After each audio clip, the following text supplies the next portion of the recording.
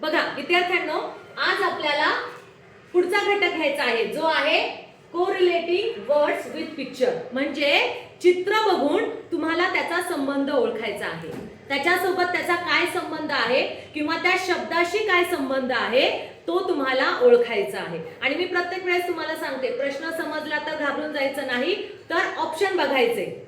Option मधून जर नाही समजलं तर प्रश्न समजून घ्यायचा प्रयत्न करायचा, त्याच्यामधले कीवर्ड्स पकडायचे. आता इथे कशा प्रकारचे प्रश्न असू शकतात त्याच्यासाठी तुम्हाला ऍक्शन वर्ड माहिती पाहिजे.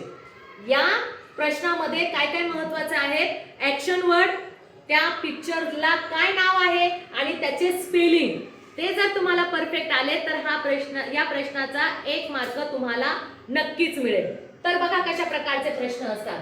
Choose the correct describing word for elephant. त्यांनी डिस्क्राइब करायला सांगितलं. कीवर्ड काय आहे? कीवर्ड आहे डिस्क्राइब. डिस्क्राइब म्हणजे वर्णन. कोणता शब्द? एलिफंट. मग एलिफंट साठी असणारा शब्द तुम्हाला निवडायचा आहे. एलिफंट माहिती आहे ना तुम्हाला, सगळ्यांना डोळ्यासमोर आला असेल. मग त्याच्यासाठी कोणता शब्द योग्य मिळतो बघा बरं. स्मॉल. एलिफंट स्मॉल असतो.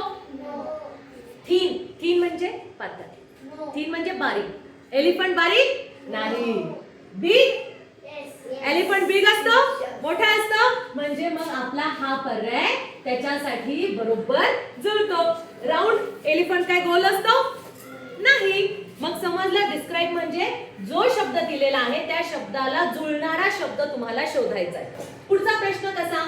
Choose the correct describing word. आता याच्यासाठी सुद्धा डिस्क्राइबिंग वर्ड आहे. मग काय दिलंय त्यांनी बघा. टी. टी म्हणजे चहा. T is. रिकाम्या जागेमध्ये कोणता शब्द बसतो? मग टी कसा असतो? टी कोल्ड असतो. कोल्ड म्हणजे थंड असतो का? नाही. टी बिटर. बिटर म्हणजे कडू. चहा कडू असतो का? नाही. T cool. कूल म्हणजे थंड. कूल म्हणजे थंड असतो का? नाही. हॉट. हॉट म्हणजे गरम. चहा कसा असतो? गरम असतो. म्हणजे इथे कोणता पर्याय आपला जुळेल? हॉट. चहा. T is hot. T is hot. आता पुढचा प्रश्न बघा. आता तुम्हाला लगेच समजून येईल. या प्रश्नामध्ये तुम्हाला चित्र दिलेलं आहे, पिक्चर आहे. त्या पिक्चर वरूनच तुम्हाला प्रश्न जरी नाही समजला तरी चित्रावरून लगेच कळेल. कशाचं चित्र आहे? स्विमिंगचं. मग स्विमिंगचं आहे तर मग इथे तुम्हाला ऑप्शन मध्ये स्विमिंगचं स्पेलिंग जर तुमचा पाठ असेल तर तुम्हाला ऑप्शन लगेच ओळखता येईल. किती नंबरचा पर्याय आहे? यस. त्यांनी काय सांगितलंय? चित्राला जुळणारा पर्याय शोधा. मग चित्राशी जुळणारा पर्याय किती क्रमांक आहे? 2 नंबर. स्विमिंग. डान्सिंग. डान्सिंग म्हणजे काय? नृत्य करताना. जर तुम्हाला नृत्य करतानाचं चित्र असतं तर तुम्ही कोणता पर्याय निवडला असता? डान्सिंगचा. जर तिथे चालणारा चित्र असतं, वॉकिंग म्हणजे चालणे, तर तुम्ही वॉकिंगचं निवडलं असतं. जर तिथे जेवतानाचं चित्र असतं तर तुम्ही कोणता पर्याय निवडला असता? इटिंगचा. कोणता पर्याय निवडला असता? इटिंगचा. पुढचा प्रश्न बघा. Choose the correct word. Choose the correct word. मग कशासाठी? लिफ्ट. लिफ्ट म्हणजे उचलणे. होल्ड. होल्ड म्हणजे पकडणे. गिव्ह म्हणजे देणे.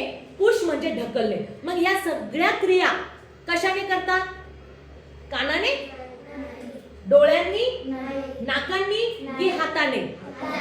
मग जर तुम्हाला पिक्चर दिला असेल तर त्या पिक्चर वरून तुम्हाला हे जे 4 शब्द आहेत ते कोणत्या अवयवाशी जुळलेले आहेत, निगडीत आहेत, ते तुम्हाला ओळखता आले पाहिजे. जर त्यांनी नाव दिले असतील, इयर, आय, नोज, हँड, तर त्याच्यामधून तुम्हाला तो पर्याय निवडायचा आहे या 4 शब्दांसाठी. आलं लक्षात? मग या 4 शब्दांसाठी कोणता शब्द जुळतो? हँड. हे सर्व 4ही गोष्टी आपण हाताने करतो. ह्या 4ही गोष्टी हाताने करतो. आलं लक्षात? मग अशा प्रकारची प्रश्न विचारले जातात, हे तुम्हाला कळालं पाहिजे. ठीक आहे.